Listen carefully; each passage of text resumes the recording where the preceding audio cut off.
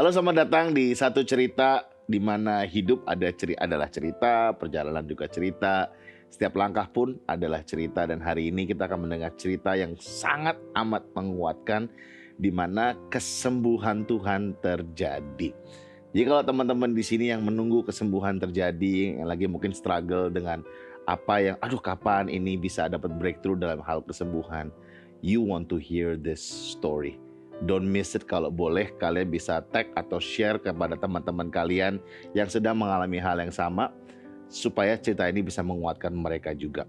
Hari ini tentunya kesembuhan terjadi di Cici Grace, Ibu Grace, Grace saja. Kesembuhan terjadi di kehidupan Grace yang sangat luar biasa. Dan kita pengen dengar sih ceritanya bagaimana dan bagaimana kesembuhan ini mengubahkan kehidupan Grace secara penuh. Boleh cerita mungkin latar belakang apa yang terjadi dan kesembuhan apa yang dinanti-nantikan waktu itu? Iya, jadi waktu itu sekitar akhir Oktober. Jadi biasa tuh menstruasi saya setiap bulan itu seperti biasalah, nggak pernah Ini ada. akhir Oktober tahun lalu. 2021 ya. Oh, so recently berarti? Ya. Oke. Terus udah gitu, jadi terus nggak tahu tiba-tiba gimana, kayak error gitu. Jadi sebulan itu dapetnya 2 kali. Jadi awal sama akhir. Itu udah mulai aneh. Terus ya bulan berikutnya jadi mensnya itu tuh udah terus-terusan terus. Jadi bukan menstruasi lagi namanya, udah pendarahan itu namanya. Pendarahan. Terus ya aku bingung kan. Itu sampai aku ke dokter, ke beberapa dokter. Jadi dokternya juga cuman bilang karena perubahan hormon. Jadi waktu itu aku datang pertama kali ke dokter kandungan aku yang dulu, yang waktu aku melahirkan. Ini setelah berapa lama terus baru ke dokter? Jadi pas udah sebulan itu nggak berhenti, ya aku langsung ke dokter. Oke. Kenapa kok nggak berhenti? Harusnya kan kalau menstruasi tuh paling lama 7 hari. Ini sampai 14 hari kok beluman juga gitu. Terus juga pendarahannya yang nggak biasa gitu ya. Jadi seperti air gitu. Wah, banyak sekali sampai aku sampai takut, sampai stres juga sih. Maksudnya kenapa nih ya kok sampai kayak begini. Terus gitu ya udah ke dokter kandungan aku yang dulu waktu lahirin anak-anak. Terus dia cuman kasih obat. Kasih obat aja, dikasihnya tuh kayak pil KB gitu. Jadi pil KB itu untuk menstabilkan hormon. Oke. Itu hanya untuk menstabilkan hormon. Tapi minum itu juga masih ada flek, maksudnya masih ada darah lah gitu.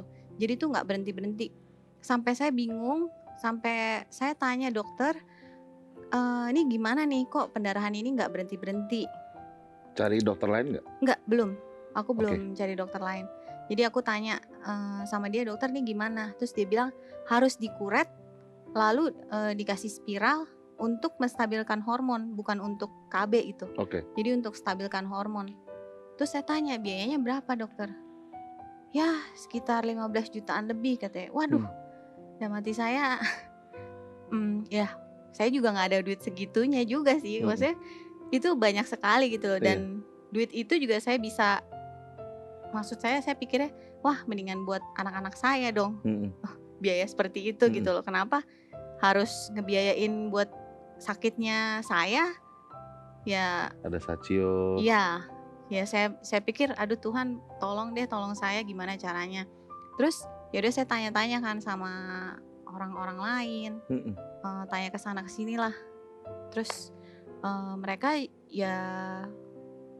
mereka juga bilang, jadi saya punya temen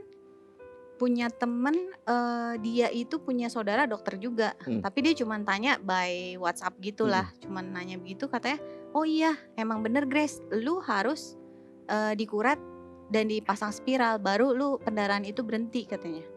Waduh, masa nggak ada cara lain ya? Terus ya udah aku akhirnya tanya lagi. Terus dia gitu ketemu sama satu dokter di Royal Taruma. Dia bilang bahwa ini benar memang ada perubahan hormon. Dikasih lagi tuh pil KB. Terus udah di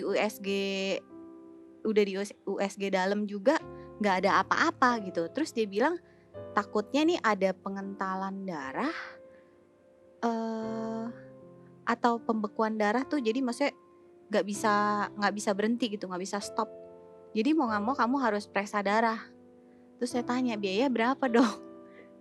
Dia bilang katanya, wah ini sih murah, cuma berapa puluh ribu paling, dia bilang gitu.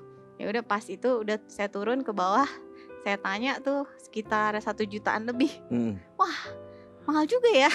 Terus gitu aku pikir ya udah ntar aja deh. Baru cek dulu, udah itu belum yang 15 juta tadi. Iya makanya, terus aduh biayanya banyak banget nih. Terus gitu ya udah, aku pikir ya udah nih aku pulang cuma cerita aja sama keluarga kan.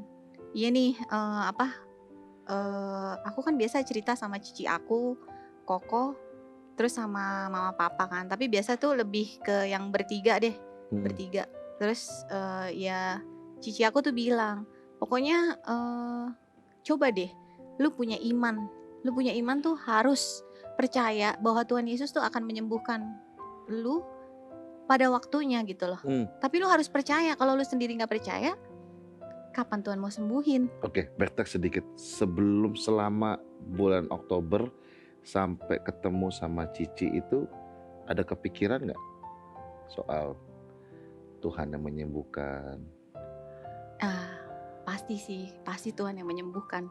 Cuman aku tuh berpikirnya, kok nggak ketahuan ya, ini kenapa gitu loh, perubahan hormon apa sih gitu? Apa yang terjadi? Iya, perubahan hormon apa sih gitu? Karena tuh aku dibilang tuh kalau dari kecil nggak pernah menstruasi tuh yang kacau kayak begini. Jadi tuh ya oke lah, normal sampai aku ngelahirin anak 3 nggak apa-apa gitu. Tapi pas sampai di yang kemarin ini kenapa begini gitu loh. Terus ya udah, akhirnya aku nggak periksa tuh. Aku nggak periksa karena kan sayang duitnya. Terus tiba-tiba tante aku WA gitu. Dia kan tinggal di Singapura waktu itu. Jadi dia bilang, Grace, ini aku panggil dia Mami karena itu tante aku yang paling deket. Iya. Jadi dia bilang, nih Mami kirim uang ya, cepetan tes darah. Ini setelah ada decision untuk beriman. Kan tadi kan Cici ngomong beriman, percaya pada Tuhan. And then what do you do after that? Masih ragu. Masih ragu karena Tuhan kok nggak ketemu sih, kenapa gitu loh. Maksudnya terus ya udah, akhirnya dia bilang ya udah ya Mami transfer. Ya udah pasti transfer, aku langsung tuh hari itu aku pergi ke rumah sakit itu, aku balik lagi, aku bilang sama susternya, sus saya mau cek darahnya. Terus ya udah aku tunggu hasil darahnya, ternyata nggak apa-apa juga. Aduh aku makin, aduh Tuhan, aku bukannya nggak bersyukur ya, aku sih bersyukur banget. Aku bersyukur banget ini hasil baik. Tapi kenapa? Kenapa nggak dari hasil darah itu apa kayak gitu yang bisa kayaknya, oh ya udah berarti ini gara-gara ini, jadi obatnya ini gitu, tanpa harus dikuret itu kan. Pulang ya udah, aduh bingung nih. Terus ya gitu, aduh Tuhan mau gimana ya Tuhan ya. Semua udah, tapi aku tetap nggak mau kuret karena menurut aku tuh bukan sesuatu yang harus dijalanin gitu loh, karena biayanya mahal banget kan. Iya. Terus ya udah, aku tetap masih tanya-tanya sana sini, terus ya gitu aku juga cerita sama Maureen.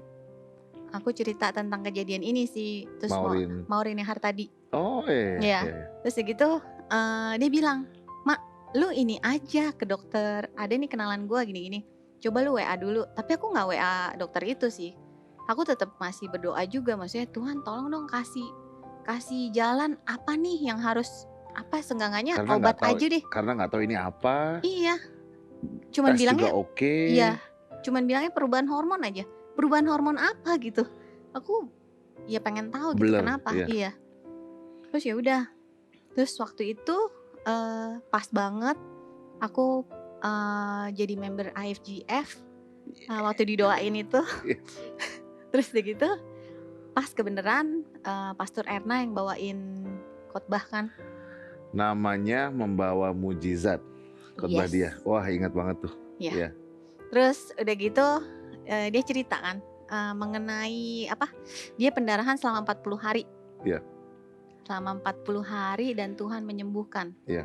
Tapi Pastor Erna tuh cerita, dia bilang dia tuh sembuhnya nggak langsung. Dia tuh sembuhnya nggak langsung, dia tuh secara bertahap. Jadi dia tuh berdoa, Iya. Tuhan dikitin dong menstruasinya, dikit. Terus kalau nggak salah Tuhan tolong dong lebih sedikit lagi gitu. Sedikit lagi terus baru Tuhan nih kayaknya udah lama nih, kayaknya udah harus berakhir. Terus Pastor Erna ya percaya ya sama Tuhan, maksudnya Tuhan tolong sembuhkan saya. Dan bener-bener itu berhenti ya si Pastor Erna cerita.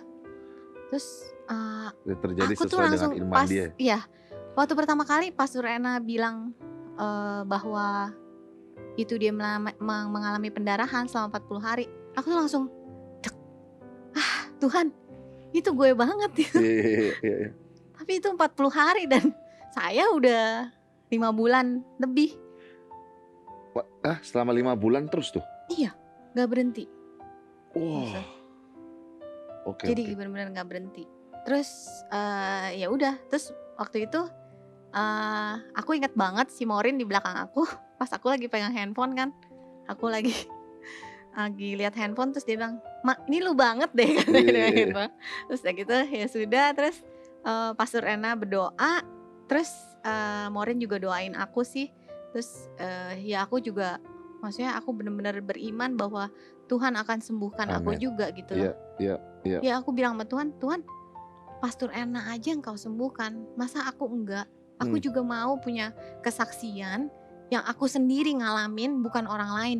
Bukan aku tuh ngomong ke orang lain, aku cerita orang lain nih yang sembuh, tapi aku sendiri yang mengalami kesembuhan itu.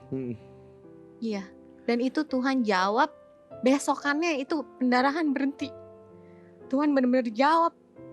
Tuhan benar-benar, aduh Tuhan, thanks God. Itu tuh yang aku gak usah ngeluarin apa-apa. Dan sampai sekarang it's normal. God is great. Bener-bener. Hari Seninnya langsung stop. Sampai sekarang. Sampai sekarang udah normal. Back to normal. Back to normal. Dan aku gak minum obat apa-apa. Dan aku gak menjalankan yang kurat tadi itu. Aku juga gak menjalankan itu sih. So sebenarnya di hati kamu tuh udah ada keyakinan nggak harus ngelewatin kuret itu. Yes. In a way lah ya. Iya. Somehow. Aku nggak mau. Pokoknya dalam hati aku, Tuhan aku nggak mau Iya. Buat apa? Maksudnya ya aku sayang lah, maksudnya pokoknya aku sayang kalau misalnya biaya itu untuk hal yang maksudnya ya kalau bisa ya kenapa aku harus melakukan hal itu kalau dari tanganmu aja aku bisa mengalami kesembuhan itu. Gitu. And how is that? Dari saat itu apa yang kan firman Tuhan ngomong kan selalu bilang bahwa imanmu menyembuhkan ya. Karena imanmu sembuh gitu, iman sembuh. Ada hubungannya iman sama kesembuhan tuh selalu ada hubungannya. Nah sejak saat itu, hari Senin itu, aku percaya kesembuhan terjadi pada hari Minggu itu begitu mengatakan beriman bareng-bareng. Tapi sejak saat itu kehidupannya kan pasti kayak ada an extra vitamin of faith. Can you tell us a little bit about that story? Maksudnya setelah dapat kesembuhan itu apa sih yang berubah? Oh iya, dari setelah kesembuhan itu, terus tadinya aku tuh males banget baca Alkitab. Bukan baca Alkitab sih, semua buku aku nggak suka baca. Tapi pas banget setelah minggu besoknya atau 2 minggu lagi aku ketemu Pastor Erna. Oh ya sebelumnya aku cerita sih sama Hartadi, aku bilang ya aku mengalami kesembuhan ini, terus dia yang sendiri nyampein ke Pastor Erna. Iya. Ya udah si Pastor Erna langsung bilang, dia bilang coba deh kamu dengarkan dan baca Yosua 1 ayat 8 ya. Iya, memeditasi firman Tuhan. Iya. Day and night. Iya, day and night. Itu benar-benar pas banget. Terus jadi sekarang kalau misalnya ada di hati yang aduh Tuhan gimana nih, gimana? Gue bacain ya. Yes. Janganlah engkau lupa memperkatakan kitab Taurat ini, tetapi renungkanlah itu siang dan malam, supaya engkau bertindak hati-hati sesuai dengan segala yang tertulis di dalamnya, sebab dengan demikian perjalananmu akan berhasil dan engkau akan beruntung.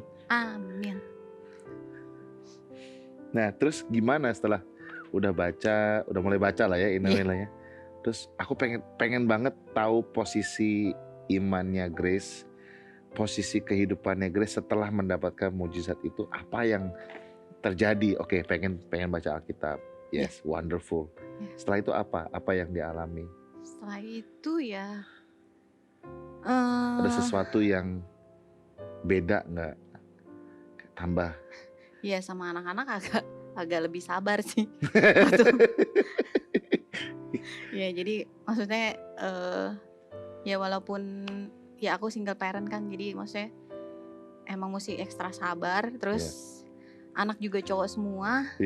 Ya tapi Tuhan ini sih benar-benar kasih aku perlindungan yang luar biasa sih di dalam hidup aku. Iya. Selama journey kemarin kita look back lagi lah ya, 5 bulan itu.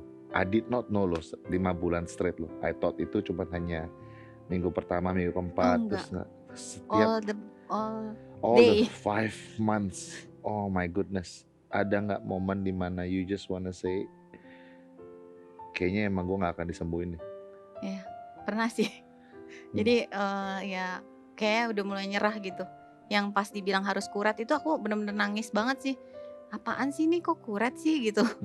Kayaknya nggak perlu banget gitu loh.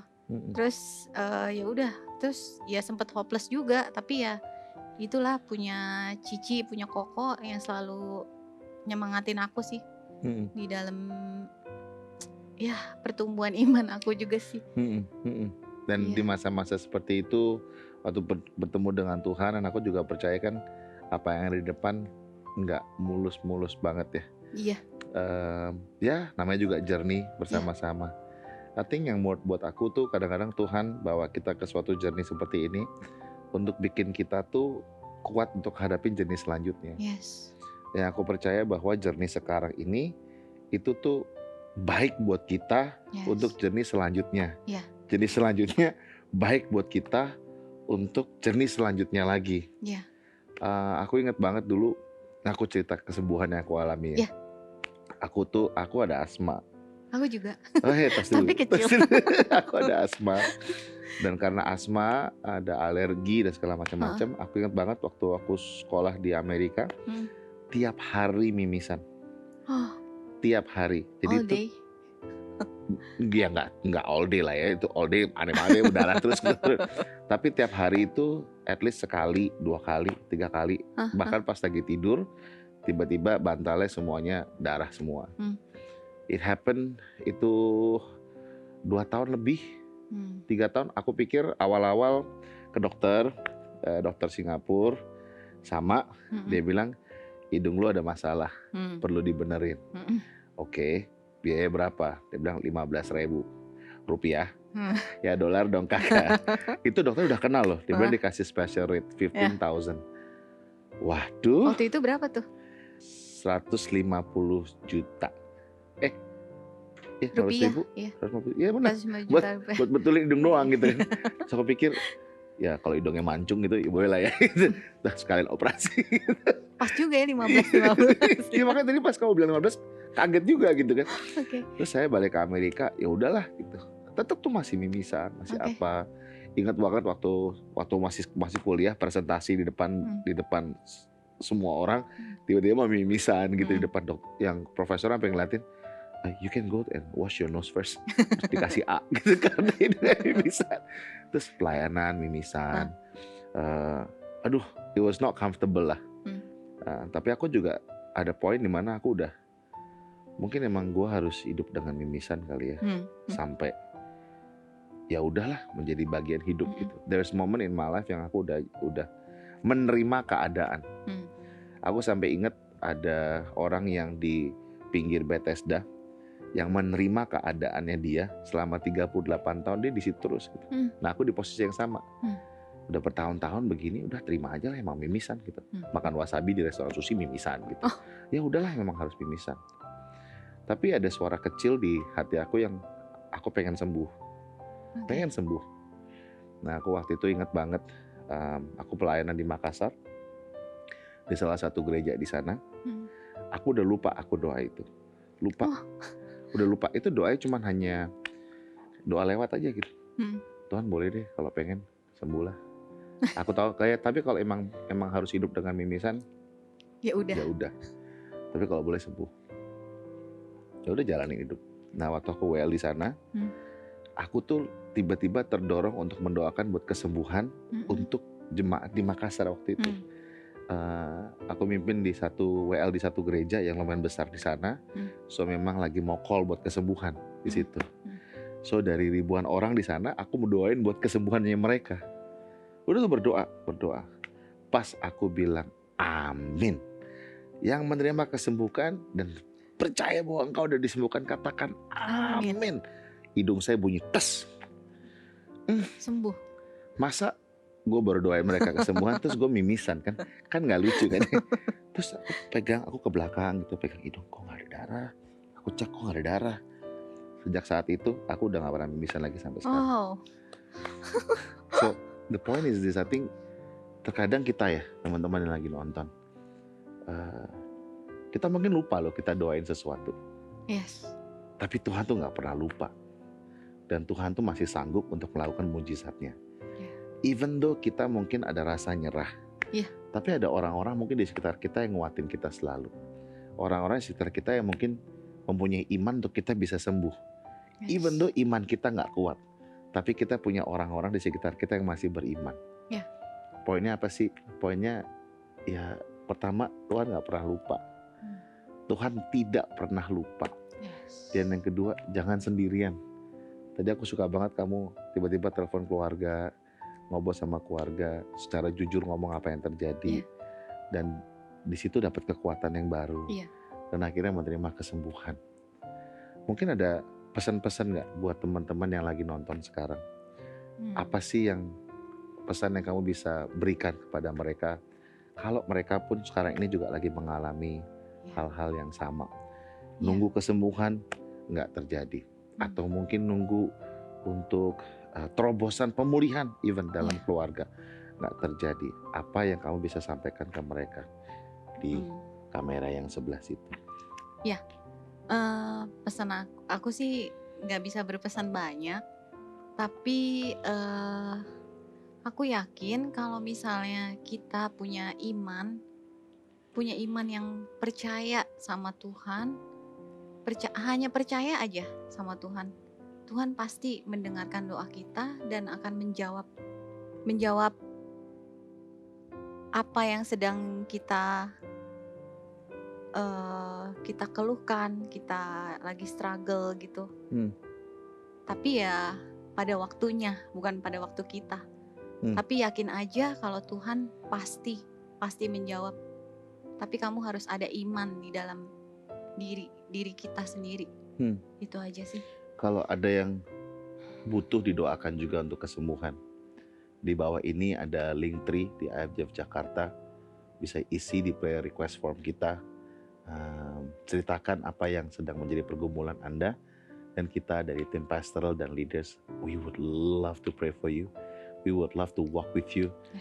Sampai pada saatnya Anda menerima kesembuhan yang ilahi dari Tuhan. Dan hari ini mungkin ada di antara kita yang lagi butuh kesembuhan. Izinkan saya untuk berdoa, support juga dalam doa, untuk bagi kesembuhan akan terjadi dalam kehidupan Anda.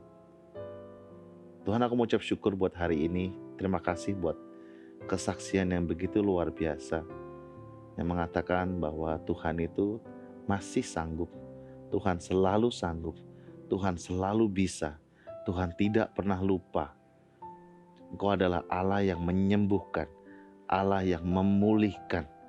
Apapun itu yang dibilang tidak mungkin, di mata Tuhan selalu mungkin. Walaupun dokter bilang gak bisa, tapi kami punya Tuhan yang selalu bisa. Walaupun ada limitasi obat-obat, limitasi treatment, tapi kami punya Tuhan yang tidak ada batasnya.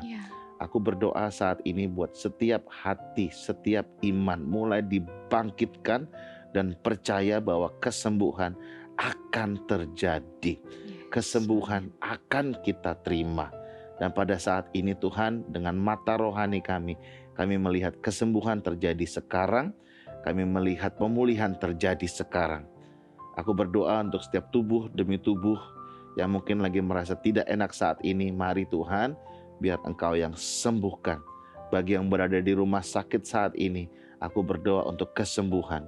Bagi yang berada di rumah, aku berdoa untuk kesembuhan jika diperlukan. Aku berdoa Tuhan Yesus, mungkin ada anak-anak yang lagi sakit saat ini. Aku berdoa untuk kesembuhan. Dan saat ini Tuhan, aku berdoa bagi ada orang yang lagi lihat ini dan mengalami sakit yang terminal. Ora mata syadaba. Aku berdoa untuk kesembuhan di dalam nama Tuhan Yesus. Segala obat, segala treatment, segala apapun yang dokter akan lakukan, kami percaya Engkau adalah Tuhan di atas segala Tuhan, dokter di atas segala dokter. Kami beriman kesembuhan terjadi di dalam nama Tuhan Yesus. Kami berdoa dan percaya. Haleluya. Amin. Grace, thank you banget buat hari ini udah share ceritanya. Boleh gak aku doa buat kamu, buat Satio, buat Juan, sama boleh. Buat Ethan juga. I know being a single parent ain't easy. Being a parent is not easy. Being a single parent apalagi. Aku berdoa untuk kekuatan buat kamu. Lucu banget tadi kamu quote Joshua 1 ayat 8. Di situ ada diulang-ulang 2 kali, be strong and courageous. Be strong and courageous. Aku berdoa untuk kamu terus kuat dan mempunyai courage, the confident yang didasarkan dari Tuhan. Aku berdoa Tuhan saat ini buat Grace bersama dengan Satio, bersama dengan Juan, bersama dengan Ethan Tuhan. Keluarga yang telah Kau tetapkan. Aku berdoa saat ini untuk iman yang terus menyala, pengharapan yang terus penuh di dalam Engkau. Aku berdoa Tuhan satu keluarga ini cinta akan firman-Mu, mengalami Yesus setiap hari. Aku berdoa juga untuk pemulihan demi pemulihan terjadi. Aku berdoa saat ini Tuhan setiap dari anak-anak mereka, anak-anak dari Grace akan mengalami Yesus secara pribadi. Buat Satio Tuhan, buat Juan, buat Ethan Tuhan. Some way, somehow, melalui atmosfer yang ada dalam rumah, melalui kuasa Roh Kudus yang bekerja, aku berdoa mereka akan mendapatkan perjumpaan bersama dengan Yesus. Dan mengalami kasih Yesus, kasih Bapa di surga yang gak ada habisnya buat kehidupan mereka. Terima kasih, makasih buat hari ini, terima kasih buat cerita ini. Kami percaya Tuhan, kehidupan Grace bersama dengan keluarga akan terus menjadi berkat bagi orang lain. Di dalam nama Tuhan Yesus, haleluya. Amin. AFJ Jakarta akan terus menjadi gereja yang penuh dengan kesaksian. Sampai jumpa di satu cerita yang selanjutnya.